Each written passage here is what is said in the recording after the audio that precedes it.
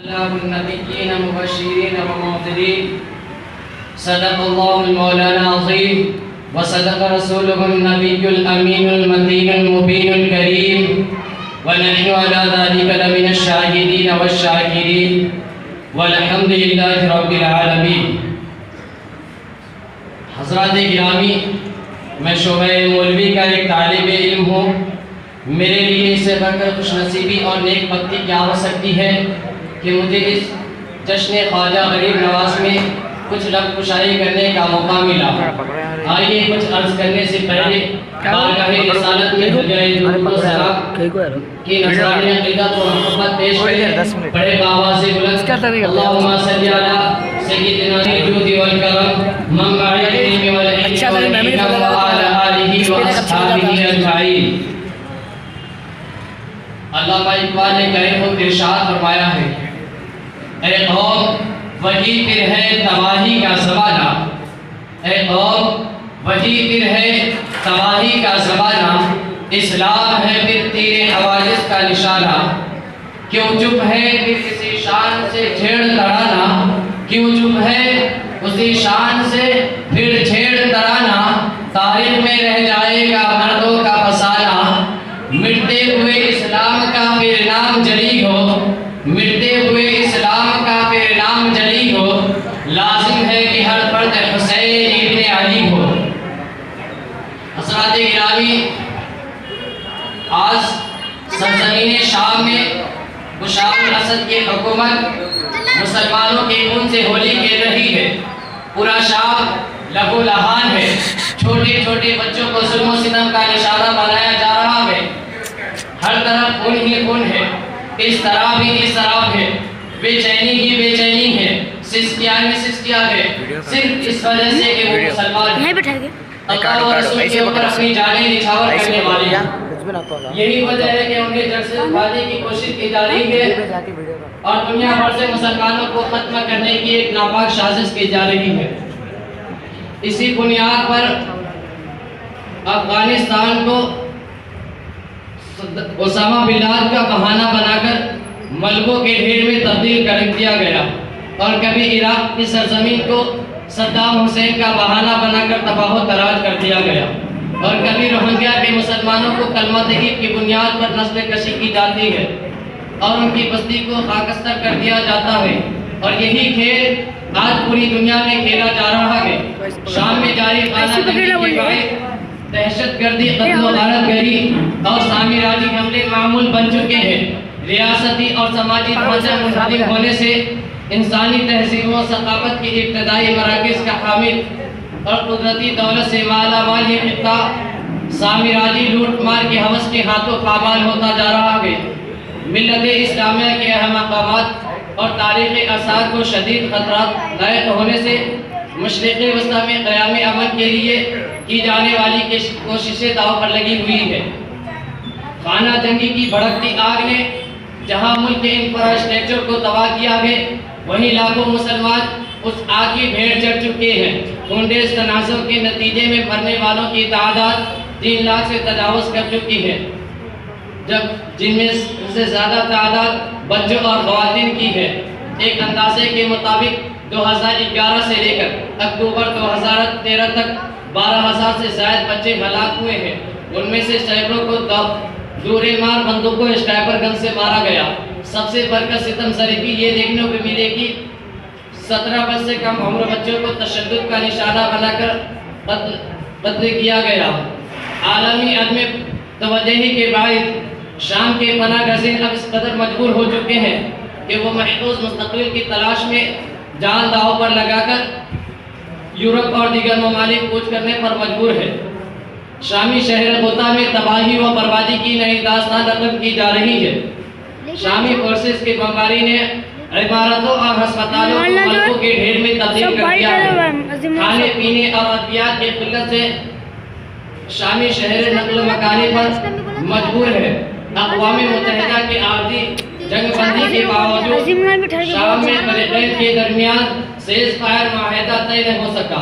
یہی وجہ ہے کہ گزشتہ دنوں سے جاری بمباری میں مرنے والوں کی تعداد 500 کے لگ بھگ پہنچ چکی ہے، جن میں سے زیادہ تعداد معصوم بچوں کی ہے، جبکہ ہزاروں زخمیاں زندگیاں اور موت کی کشمکش میں مبتلا ہیں۔ خون سے نہائے پھول سے بچے عالمی برادری سے اپنا قصور پوچھ رہے ہیں، لیکن انسانی حقوق کے نام و نہاد علمبرداروں کے پاس اس کا کوئی جواب نہیں ہے۔ لوگ اپنوں سے بچھڑنے کے غم میں نڈال ہیں، انہیں کسی کی پرواہ نہیں۔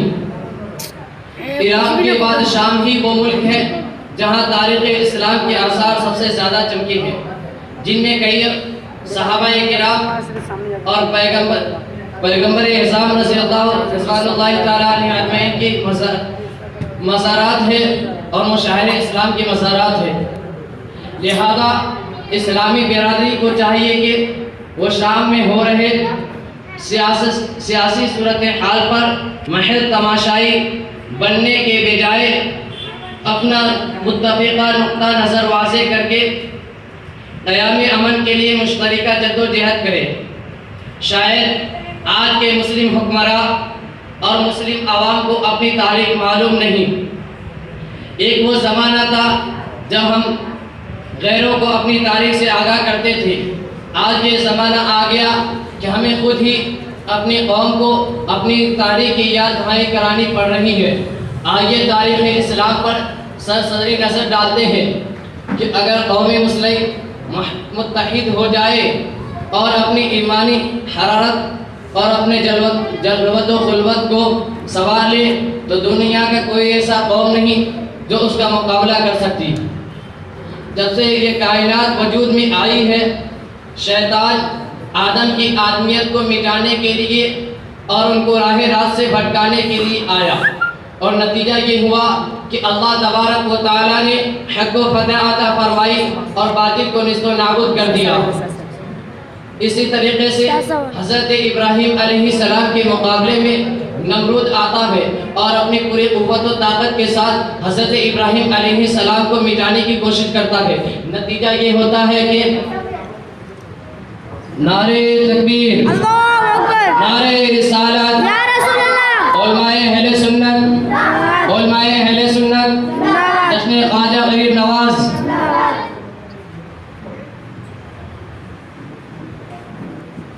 ابراہیم علیہ السلام کے مقابلے میں نمرود آتا ہے اور اپنی پوری قوت و طاقت کے ساتھ ابراہیم علیہ السلام کو نیست و نابود کرنے کی پوری کوشش کرتا ہے۔ نتیجہ یہ ہوتا ہے کہ نمرود خود مٹ جاتا ہے اور حضرت ابراہیم علیہ السلام کا نام ہمارے دلوں کے اندر موجود ہے، لیکن نمرود کا آج کوئی نام لینے والا نہیں۔ اسی طریقے سے حضرت موسیٰ علیہ السلام کے مقابلے میں فرعون آتا ہے۔ نتیجہ یہ ہوتا ہے کہ حضرت موسیٰ علیہ السلام کا نام آج بھی زندہ و تابندہ ہے اور فرعون کا نام و نشان مٹ گیا۔ اسی طرح سے حضور صلی اللہ تعالیٰ علیہ وسلم کے مقابلے میں تمام کفاران عرب تھے۔ نتیجہ یہ ہوا کہ سارے کفاران عرب کا نام و نشان مٹ گیا اور حضور علیہ السلام کا نام آج بھی زندہ و تابندہ ہے۔ وہ ہمارا ایمان ہے، روح کائنات ہے، جان کائنات ہے۔ اسی طریقے سے حضرت امام حسین رضی اللہ تعالیٰ عنہ کے مقابلے میں یزید آتا ہے اور اپنی پوری لشکر کو اپنی پوری قوت و طاقت کے ساتھ کربلا کی زمین پر بھیجتا ہے تاکہ اہل بیت کرام اور حضرت امام حسین رضی اللہ تعالیٰ عنہ کا نام و نشان مٹا دیا جائے۔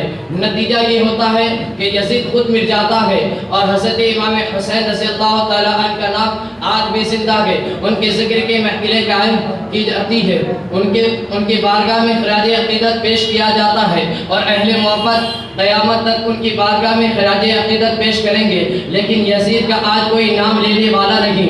اسی طریقے سے ہندوستان کے سرزمین پر حضرت سلطان الہند حضرت خواجہ معین الدین چشتی اجمیری کی مقابلے میں راجہ پرتھوی راج آتا ہے۔ نتیجہ یہ ہوتا ہے کہ راجہ پرتھوی راج آتا ہے اور آپ کو ختم کرنے کے لیے اور آپ کے فکر و خیال کو پابند سلاسل کرنے کے لیے پوری کوشش کرتا ہے۔ نتیجہ یہ ہوتا ہے کہ راج پرتھوی راج خود مٹ جاتا ہے اور حضور خواجہ غریب نواز رحمۃ اللہ علیہ کا نام آج بھی زندہ و تابندہ ہے۔ ان کے ذکر کی محفلیں قائم ہیں اور ہندوستان کی روح پرور صداؤں میں صلاۃ و سلام کے جو نغمے ہیں انہی کی برکت سے ہے، ہندوستان میں امن و شانتی کی جو بہاریں ہیں انہی کی برکت سے ہے، ہندوستان میں جو بہاریں ہیں انہی کی برکت سے ہے، یہ سب ان کے زندہ ہونے کی مثالیں ہیں۔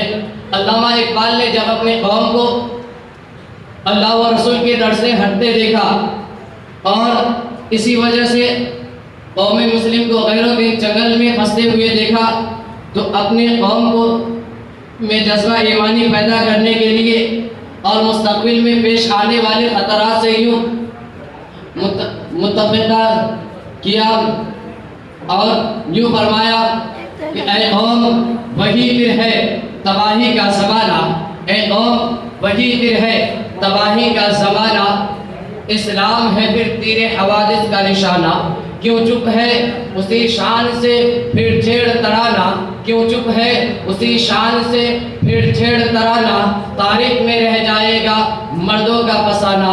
میں اپنے قوم کو ایک پیغام دے کر اس شعر کے ساتھ رخصت ہو جانا چاہتا ہوں کہ تو مسلمان ہے تو شان مسلمانی لا، تو مسلمان ہے تو شان مسلمانی لا، اہل ایمان ہے کردار بھی ایمانی لا، حوصلہ پست ہے کیوں عزم زبا پیدا کر، اٹھ زمانے میں قیامت کا سما پیدا کر۔ السلام علیکم ورحمۃ اللہ وبرکاتہ۔